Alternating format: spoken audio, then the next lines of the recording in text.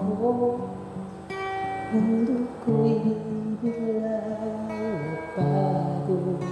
Akala ko ika'y nalit, yung pala'y sakit ng ulo.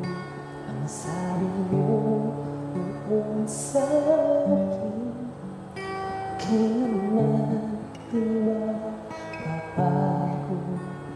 Naniwala naman sa'yo, ba't mo iniwan?